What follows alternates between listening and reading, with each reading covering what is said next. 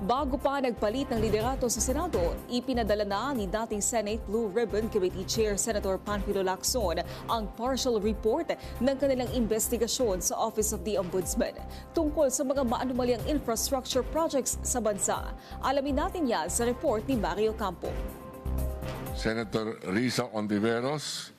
Sa pagpapatuloy ng investigasyon sa mga maanumalyang infrastructure project sa bansa, formal nang natanggap ng Office of the Ombudsman ang partial Blue Ribbon Committee report mula sa Senado. Ayon sa Ombudsman, paghahatian ng iba't ibang teams na naka-assign sa flood control cases ang laman ng dokumento para magamit sa kanilang investigasyon. Bago mangyari ang balasahan sa Senado, inihayag ni dating Blue Ribbon Committee Chair Senator Ping Lacson ang ilang findings ng komite sa maanumalyang flood control project sa kanyang Chairman's Progress Report. As we speak, the country's heat index is at its peak. But the Filipinos' anger burns hotter. Gaano man katindi ang sikat ng araw, hindi nito matatabunan ang galit ng ating mga kababayan na nalulunod pa rin sa gitna ng kapabayaan at kasakiman sa salapi ng ilang tiwaling opisyal ng gobyerno.